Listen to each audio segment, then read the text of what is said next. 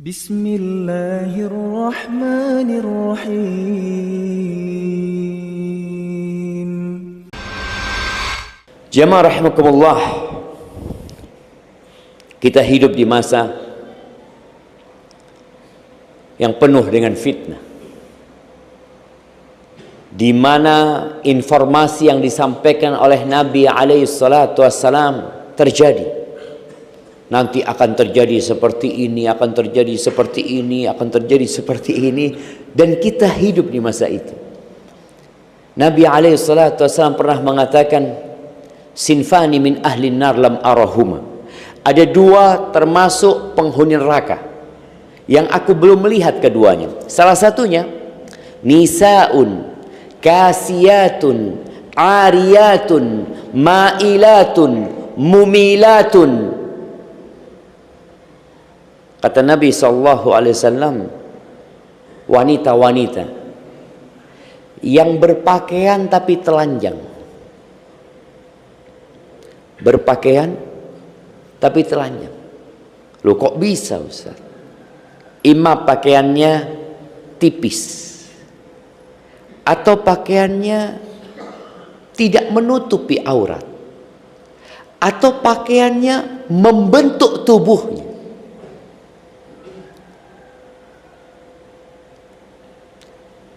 Kadangkala kita kalau masuk ke lift hotel, kalau di depan antum ada perempuan atau di belakang antum ada perempuan, yang suruh masuk duluan siapa? Nah, yang perempuan apa yang laki? Perempuan apa yang laki? Kalau yang perempuan bahaya. Tafadhol, dia jalan, antum memandangnya. Makanya kalau berjalan itu di depannya perempuan, bukan di belakangnya perempuan, karena dia menggoda. Jalannya melenggak-lenggok ya. Rambutnya ru'usuhunna ka aslimatil bukhtil ma'ilah. Rambutnya disanggul tinggi-tinggi untuk menampakkan kecantikannya, menggoda yang lainnya. La yadkhulnal jannah wa la yajidna riha. Mereka enggak akan masuk surga dan tidak akan mencium bau surga. Ancaman dari Rasulullah SAW. Di zaman Nabi belum kelihatan, tapi mungkin kita sudah melihatnya.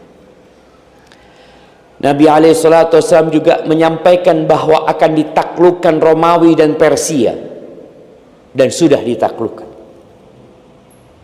Dan akan berlimpah ruah harta yang datang ke umat Islam, dan sudah berlimpah ruah.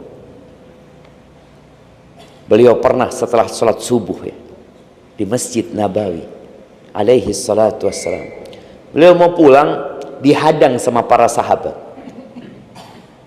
Kenapa? Oh, ternyata malam harinya datang zakat dari Bahrain, ada harta yang datang. Kondisi umat Islam sangat memprihatinkan. Ketika Nabi dihadang sama mereka, kalian dengar ada yang datang? Iya ya Rasulullah. Lalu beliau berceramah, mengatakan kepada para sahabatnya, wallahi mal faqra akhsha alaikum. Demi Allah, aku tidak takut kefakiran menimpa kalian. Wa innama akhsha an tubsata alaikumud dunya. Yang aku khawatirkan tatkala dunia ini dibentangkan buat kalian. Fatanafasuha kama tanafasuha. Kemudian kalian berlomba-lomba untuk mengumpulkan dunia, sebagaimana orang-orang sebelum kalian mengumpulkan dunia. Fatuhlikakum kama ahlakatkum. Kemudian dunia itu akan membinasakan kalian sebagaimana telah membinasakan mereka. Dan itu terjadi. Di mana umat Islam bersaing dalam mengumpulkan harta, bersaing dalam mencari jabatan, kedudukan, saling senggol sana, senggol sini, sikut sana, sikut sini, nggak peduli sama saudaranya. Yang dia pikirkan hanya perut dan yang di bawah perutnya. Itu fitnah. Di antara tanda-tanda kiamat adalah, ini fitnah, kita bicara bagaimana istiqamah di masa fitnah. Wa yafshu zina aw tafshu al-fahisha. Perzinaan itu merajalela. Dan banyaknya pembunuhan. Nyawa nggak dihargai lagi sekarang. Gara-gara motor yang harganya berapa kalau motor curian itu dijual, coba? Nah, berapa? Siapa yang pernah nadah di sini? Benar jamaah, berapa harganya? Berapa? 1 juta, 2 juta. Motor baru cuma 1 juta, 2 juta.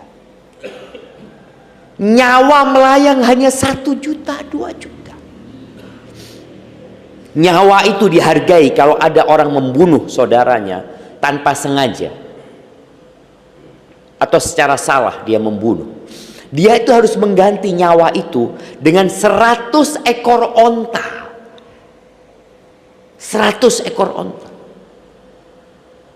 Kalau harga 1 ekor onta ya 10.000 real. Berarti dia harus ganti 1 juta real. Harga nyawa. Itu bila membunuh salah dia. Kecelakaan umpamanya, dia nabrak orang, kemudian dia harus ganti. Seperti itu. Ini harganya cuma 2 juta. Na'udzubillah min dzalik. Ada orang nagih utang sama saudaranya, nggak bayar, dia bunuh. Dan kita lihat bagaimana saudara-saudara kita dibantai umpamanya di Palestina. Ya nggak ada harganya nyawa itu. Kita melihat seperti perzinaan merajalela, pembunuhan di mana-mana. Masjid banyak dibangun megah, tapi isinya nggak ada. Orang berlomba-lomba membangun masjid dengan indah. Dulu Masjid Nabawi lantainya tanah, jemaah, pasir. Temboknya ya tembok dari batu bata aja. Atapnya dari pelepah kurma atau daun kurma. Nggak semuanya ditutup, sebagian terbuka. Itu terjadi, tapi makmur masjidnya. Maka apa yang harus kita lakukan? Menghadapi fitnah-fitnah yang ada. 1447 tahun yang lalu, Nabi SAW sudah mengatakan, lam yabqa minad dunya illa bala'un wa fitnah. Tidak tersisa dari dunia ini kecuali bala dan fitnah. Kemudian di hadis yang diriwayatkan oleh Abu Hurairah dan Anas bin Malik radhiyallahu anhuma, Rasulullah sallallahu alaihi wasallam bersabda, satakun atau qala sayati 'ala an-nas atau qala qabla as-sa'ah atau inna baina yaday sa'ah. Beliau mengatakan akan terjadi atau akan datang kepada manusia atau sebelum kiamat atau di hadapan kiamat. Beliau mengatakan apa yang akan terjadi? Sanawatun khadda'at, tahun-tahun yang penuh dengan tipu daya. Yusaddaqu fiha al-kadhib wa yukadzabu fiha as-sadiq. Tahun-tahun yang penuh tipu daya ini, pembohong dianggap orang yang jujur, orang yang benar dan jujur dianggap pendusta. Antum tahu bagaimana media menciptakan pembohong seakan-akan orang yang benar, dan sebaliknya orang-orang yang benar dan jujur dianggap pendusta. Wa yu'tamanu fiha al-kha'in wa yukhawwanu fiha al-amin. Pada masa itu pengkhianat dikasih amanat dan orang yang amanah dianggap berkhianat. Pecundang dijadikan pahlawan. Muncul di tahun-tahun itu, kata Nabi sallallahu alaihi wasallam, wa yantiqu fiha ruwaibidah, dan akan berbicara, akan dapat panggung. Siapa? Ar-Ruwaibidah. Para sahabat bertanya, mereka nggak tahu yang namanya Ruwaibidah ini siapa yang dikasih panggung, yang dia bisa berbicara. Kita sekarang melihat semua orang bisa bicara, semua orang bisa bikin podcast, semua orang bisa membuat potongan video, semua bisa ngomong sekarang jamaah. Dulu anak pikir yang bisa seperti itu hanya di kota-kota besar. Tapi ternyata di pedalaman pun semua bisa berbicara. Di hutan-hutan pun, di desa-desa orang bisa bicara semau dia. Dia ini siapa? Engkau punya apa? Backgroundmu apa? Ketika Nabi ditanya alaihi salatu wassalam, wa marwaibidah, apa ruwaibidah itu? Qala ar-rajulu tafih yatakallam fi amril amah, al-fuwaisiq, ar-rajulus safih. Ini orang disebutkan dengan 3 kriteria dalam beberapa riwayat. Yang pertama, orang ini orang remeh, orang ini. Orang ini orang fasik, banyak dosanya. Orang ini orang safi, orang bodoh, nggak ngerti agama. Tapi bicara tentang urusan umat, bicara tentang urusan negara, urusan bangsa, kok ini siapa gitu loh. Wudu aja nggak benar, sholat aja belum tentu sahih sholat, tapi bicara tentang urusan umat. Itu terjadi, orang semua bicara apa yang dia inginkan, bicara agama padahal dia nggak punya background agama. Kalau bicara background agama ya paling nggak dia tahu Al-Quranul Azim, sudah hatam tuh dia Quran, baru ngomong masalah agama. Quran aja nggak bisa baca, apalagi dia akan menghatamkannya. Tapi dikasih ruang, kemudian berbicara tentang urusan umat. Siapa korbannya? Masyarakat jadi korban. Ketika manusia seperti diberi panggung, ini yang namanya fitnah. Orang jadi bingung, mana yang benar sebenarnya. Ahibati fillah, apa yang harus dilakukan? Di hadis yang diriwayatkan oleh Ibn Abi Khaytham dan Imam Ahmad, Nabi pernah mengatakan kepada para sahabatnya, ini kejadian 1447 tahun yang lalu. Beliau mengatakan, badiru bil a'mal khisalan sittah, kalian segera beramal sebelum datang 6 perkara. Orang itu ketika beramal, kemudian datang fitnah, datang kejadian-kejadian yang mungkin dapat membuat dia menyimpang, tapi karena dia sudah biasa mengamalkan itu, insya Allah dia terjaga. Tapi kalau dia baru beramal pada saat fitnah terjadi, sulit bagi dia untuk mengamalkan. Apa 6 perkara itu? Yang pertama, imaratus sufaha, kata Nabi SAW. Datangnya pemimpin-pemimpin yang bodoh. Sudah pernah terjadi di sejarah umat Islam. Wa kathratus syurat, dan banyaknya penjaga-penjaga pemimpin ini yang biasanya akan melakukan kezaliman kepada rakyat. Wa qati'atur rahim, diputusnya silaturrahim. Biasanya orang memutus rahim karena apa? Jamaah, warisan, rebutan warisan, kecintaan kepada harta. Perlu kita sadari bersama bahwa warisan itu harta nemu. Seharusnya orang itu mempertahankan haknya kalau dia itu bekerja. Oh, saya ini berusaha kerja sampai keringat saya ini hasil keringat saya, macam-macam dia ngomong.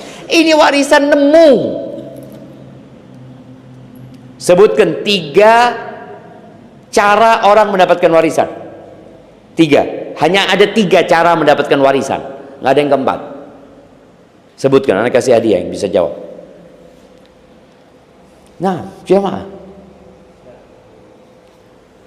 Nah, bekerja. Bisa dapat warisan bekerja kita. Nah, warisan ini nemu. Ada 3 cara orang mendapatkan warisan. Yang pertama, pernikahan. Oke. Yang kedua,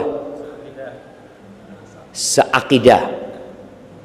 Ya nggak cara, itu bukan cara. Artinya kita kalau mau dapat warisannya orang Nasoro, kita masuk Nasoro gitu. Enggak lah. Menikah. Yang kedua, nasab. Oke. Nikah, nasab, tinggal satu lagi. Anak kasih hadiah ini satu-satu, masya Allah. Kasihkan. Nah, wasiat bukan warisan kalau wasiat. Nah, kasihkan kepada beliau sama beliau. Yang satu itu namanya wala, membebaskan budak. Dulu masih ada perbudakan, jadi budak itu dibebaskan. Kalau budak ini nggak punya ahli waris, maka yang membebaskan ngambil warisannya. 3. Nasab, nikah, sama wala. Bisa antum daftar jadi anaknya orang kaya. Datang, ini orang kaya udah sakit-sakitan ya. Coba Pak, saya boleh daftar jadi anak bapak gitu. Nggak bisa, nggak ada. Jadi warisan itu sudah Allah tetapkan, nggak bisa diusahakan. Tadi menikah, ketika menikah kemudian mati salah satunya, istri atau suami, dia baru bisa mewarisi. Kemudian tadi wala.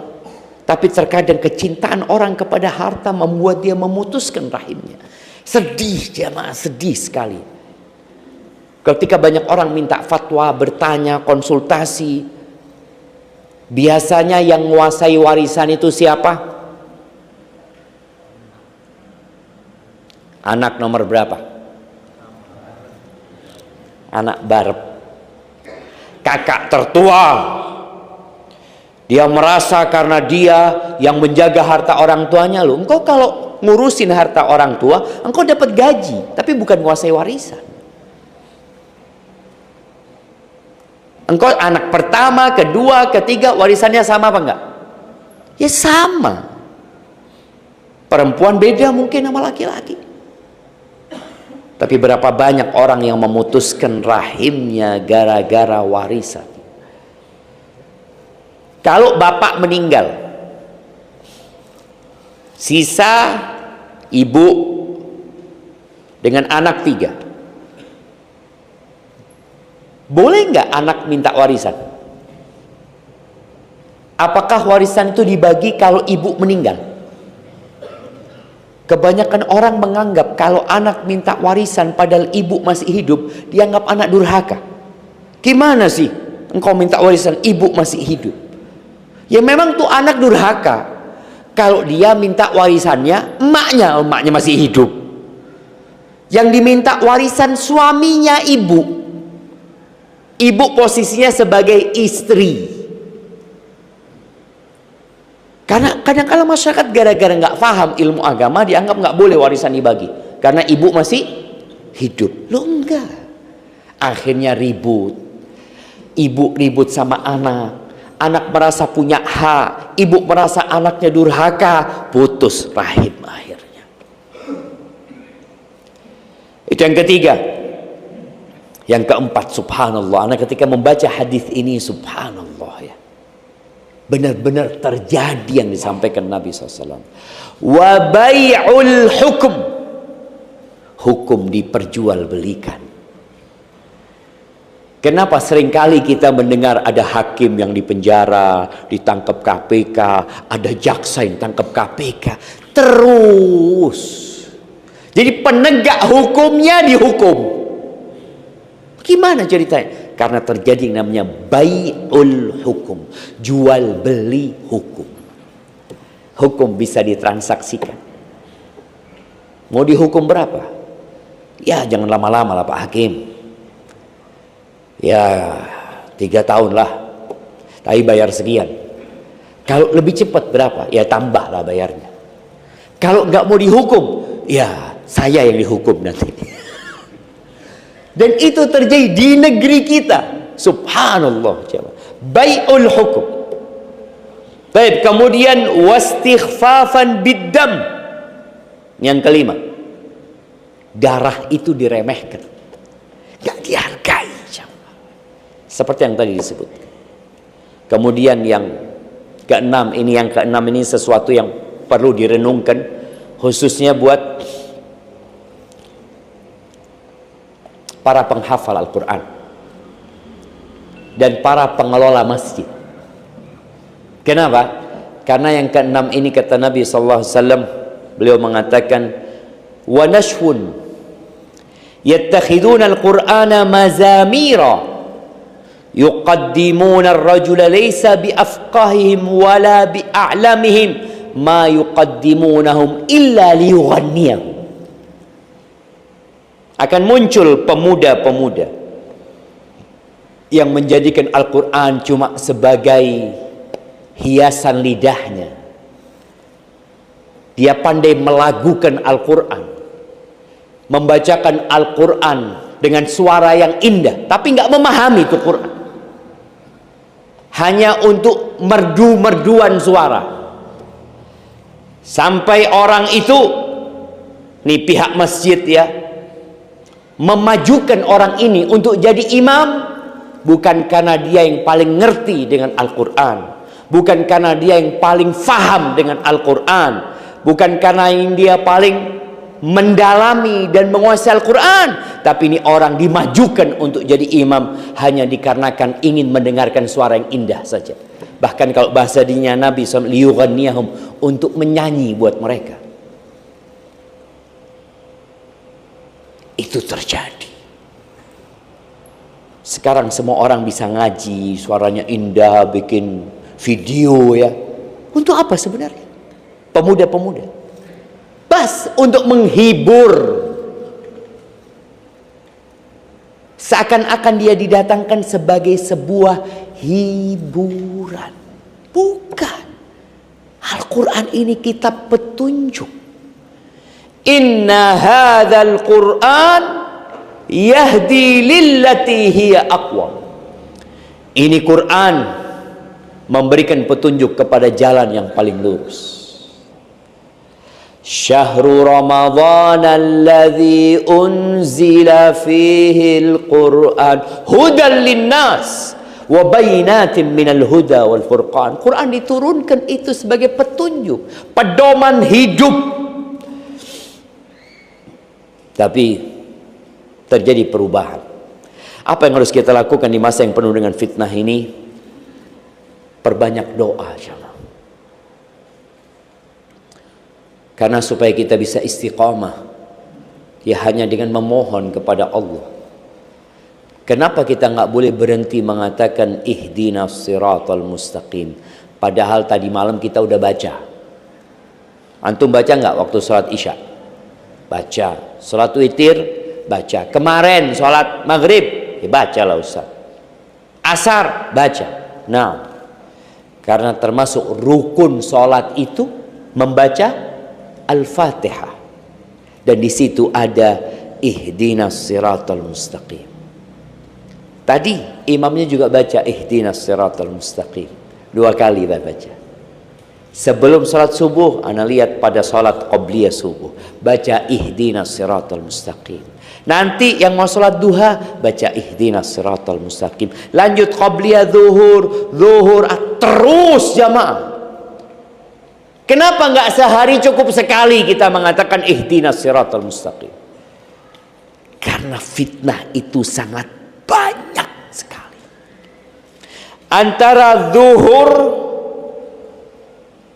Antara subuh dengan zuhur, boleh jadi ada fitnah yang membuat sebagian kita kemudian menyimpang dari jalan agama. Maka dia butuh pertolongan Allah Azza wa Jalla. Dan orang itu ketika berilmu, dia semakin takut sama Allah.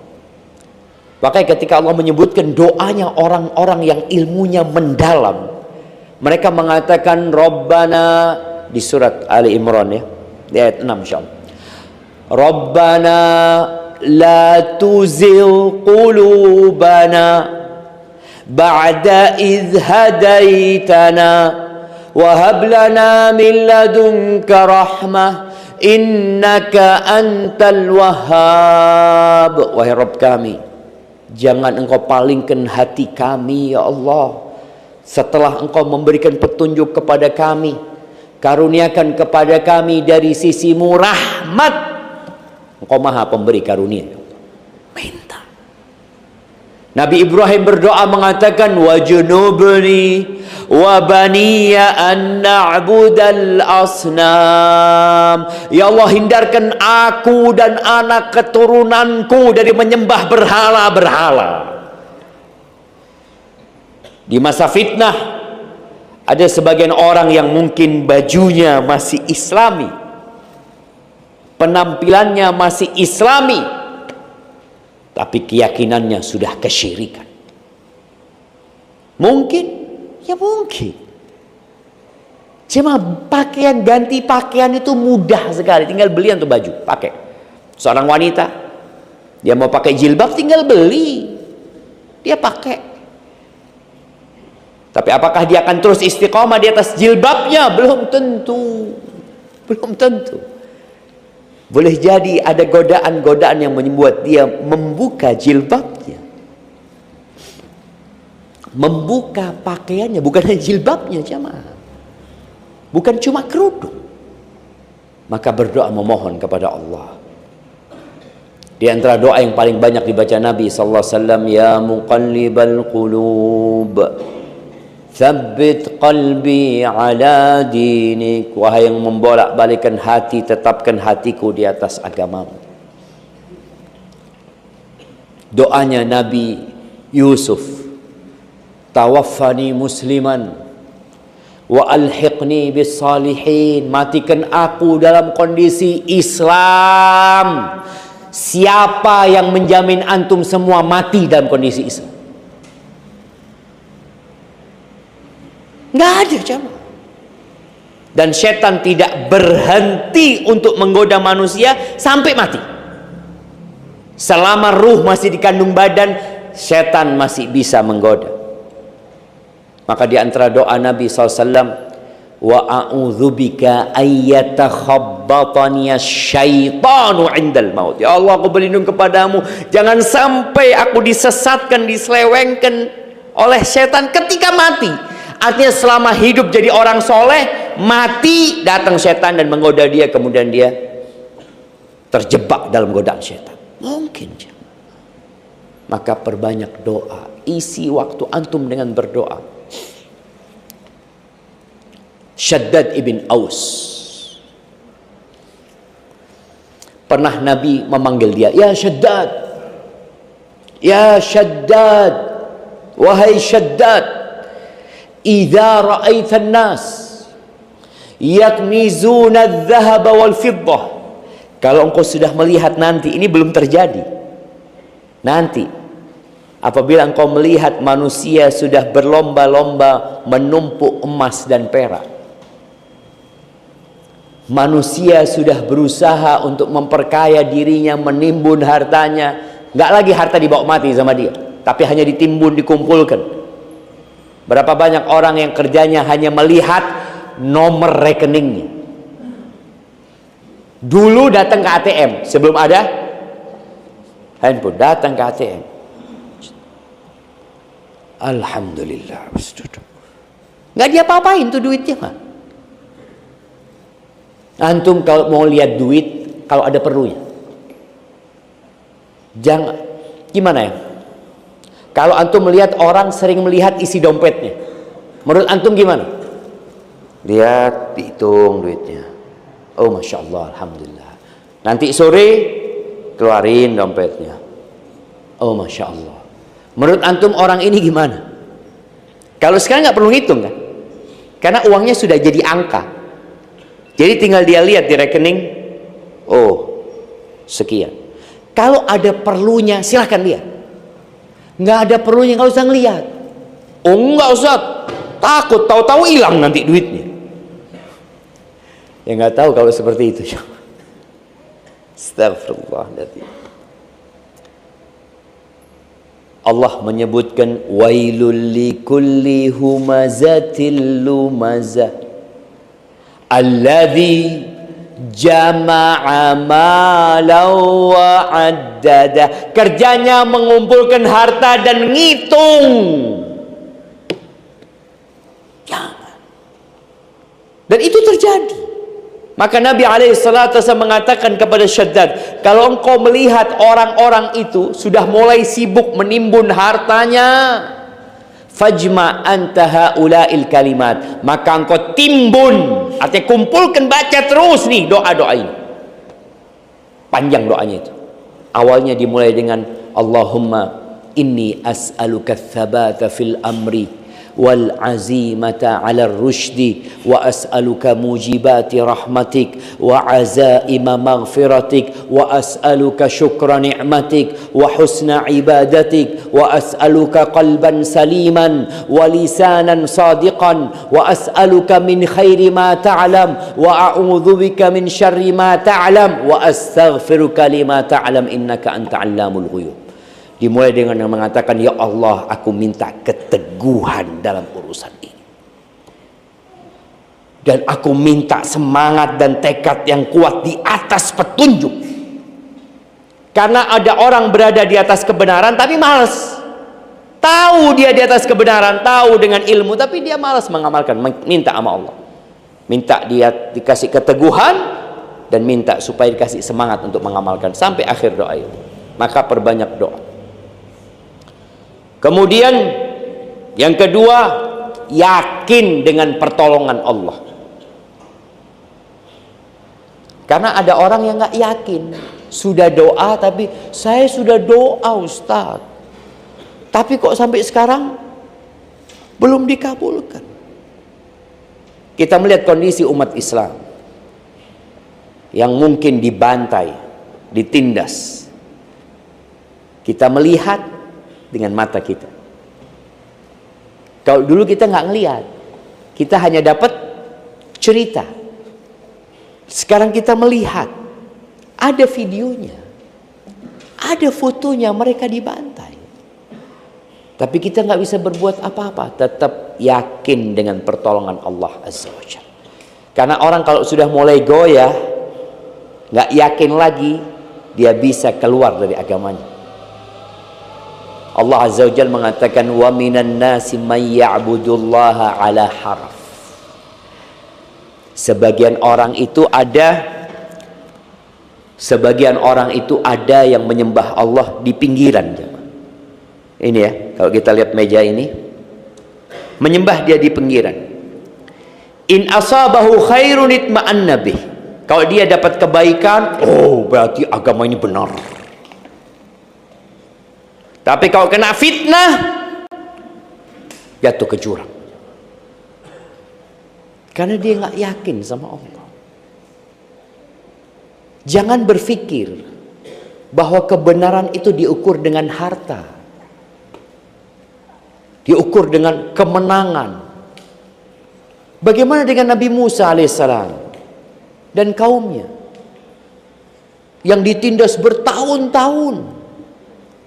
Akhirnya kemenangan buat Nabi Musa, tapi nunggu waktu yang lama. Bagaimana dengan Nabi Zakaria yang dibunuh? Nabi dibunuh. Makanya kalau antum melihat, mendengar Israel membunuh bayi-bayi yang ada di mana? Di Gaza umpamanya, Kok bayi? Nabi dibunuh sama mereka. Nabi dibunuh. Nabi Yahya itu dibunuh. Dipenggal lehernya, dihadiahkan kepada pelacur jemaah. Nabi Yahya. Nabi Zakaria juga dibunuh. Maka tadi yakin dengan pertolongan Allah Azza wa Jalla. Tapi kita perlu nunggu waktu. Allah Azza wa Jalla mengatakan wala tahinu wala tahzanu. Ini di surat Ali Imran ya, 139 140. Allah mengatakan kalian jangan lemah. Dan jangan kalah mental kalian. Dan jangan cemas. Jangan sedih. Wa antumul a'laun in kuntum mu'minin. Kalian ada di atas kalau kalian beriman. Asalkan kalian beriman. Iyamsaskum qarhun faqad massal qauma qarhun mithlu. Ini ayat turun setelah kekalahan umat Islam pada perang Uhud. Umat Islam kalah di perang Uhud. Padahal di situ ada Nabi Muhammad SAW. Di situ ada Abu Bakar. Di situ ada Umar loh. Di situ ada Utsman, di situ ada Ali, di situ ada 10 sahabat yang dijamin masuk surga. Di situ ada Hamzah dan Hamzah pun terbunuh pada waktu itu. Jangan sampai ketika orang nggak yakin, kok kita kan berada di atas kebenaran, kok kita kalah gitu loh. Maka Allah katakan, hidup ini ujian dari Allah Azza wa Jalla. Iyamsashum qarhun, kalau kalian ditimpa kekalahan, ditimpa satu ya luka-luka, maka mereka juga pernah ditimpa yang seperti itu. Perang Badar mereka kalah, terbunuh 70 orang di antara mereka, ditawan 70 orang. Dan perang Uhud 70 sahabat yang meninggal. Wa tilkal ayyam nudawiluha bainan nas. Kata Allah Azza wa Jalla, hari-hari kejayaan itu kita putar di antara manusia. Tapi tetap harus yakin supaya kita istiqomah. Kemudian yang ketiga, belajar ilmu. Ilmu agama. Gak perlu kita menyalahkan pendidikan yang ada. SD belajar agama berapa tahun? Berapa tahun? Berapa jam? 2 jam. Katanya kita ini harus seimbang. Iptek dan imtak, ilmu pengetahuan teknologi, iman dan takwa itu harus seimbang. Iya, paling tidak seimbang lah. Tapi ternyata yang ada kepincangan bukan keseimbangan. Orang belajar agama itu cuma sedikit. SMP juga seperti itu, SMA seperti itu, kuliah 2 SKS. Ada yang 1 semester, Anda lihat ada yang 2 semester. Setelah itu sampai mati nggak ketemu agama. Lanjut S2 ya nggak ada pelajaran agama. Lanjut S3 nggak belajar agama juga. Yang dipelajari terus orang itu ketika ambil dokter, anggap ya, ambil spesialis lagi terus, dia nggak belajar agama. Loh, emangnya nggak boleh?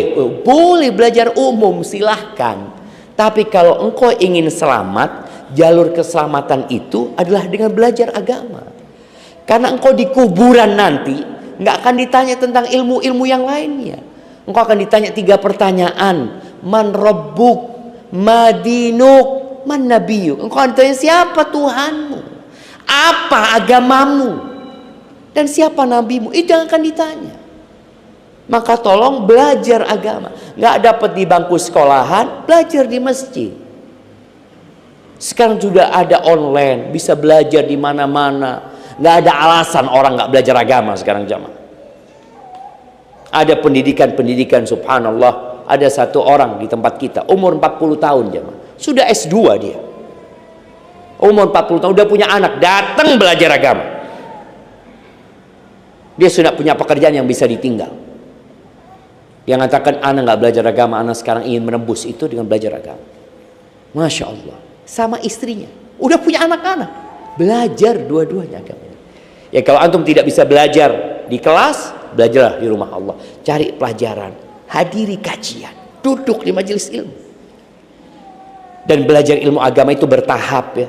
Sebelum belajar yang kemana-mana, bertahaplah belajar. Belajar rukun Islam dulu. 2 kalimat syahadat dikaji. Apa sih maknanya? Apa rukunnya? Apa syaratnya? Jangan-jangan aku mengatakan la ilaha illallah, tapi aku melakukan sesuatu yang membatalkan la ilaha illallah tersebut. Kemudian belajar tentang sholat kita. Oh, saya sudah belajar Ustaz dulu. Boleh jadi sholat antum belum benar. Pelajari agama kita. Pelajari rukun iman. Ya, tahap-tahap kita mempelajari agama kita. Kemudian yang keempat, yang diajarin, diamalkan dalam kehidupan ini. Berpegang teguhlah dengan sunnah Nabi SAW. Diamalkan tuh sunnah Nabi SAW. Kemudian ikhlas. Ketika beramal hendaklah tidak berharap pujian dan sanjungan. Dan ikhlas ini berat. Ada orang yang istiqomah di atas kebenaran, kita kelihatan sampai mati dia muslim, ustadz sampai mati ustadz. Tapi ternyata dia masuk neraka. Gara-gara gak ikhlas. Maka yang belajar agama membutuhkan keikhlasan. Yang mengamalkan membutuhkan keikhlasan. Karena Allah tidak menerima kecuali yang ikhlas dan sesuai dengan sunnah Nabi SAW. Kemudian menjaga lisan. Jangan suka ngomong. Karena sekarang orang komentar aja udah. Antum melihat sesuatu amalkan.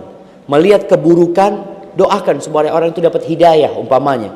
Gak perlu debat di kolom komen yang menyebabkan ya sesama saudara akhirnya tidak bertegur sapa. Udah.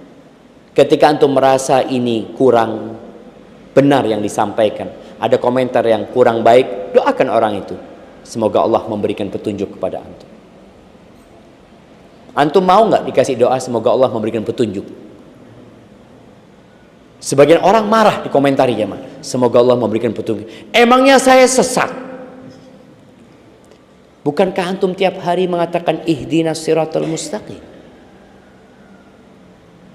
Emangnya nggak mau anak tuh ikut doain antum?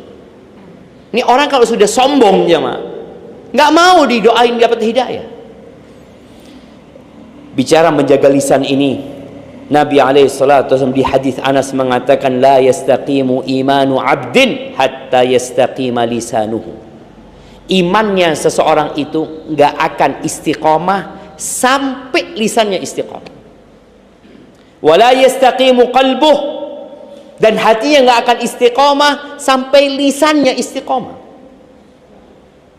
Makanya Nabi SAW mengatakan man kana yu'minu billahi wal yaumil akhir falyaqul khairan aw liyasmut. Yang beriman kepada Allah dan hari akhir hendaklah berkata yang baik atau diam.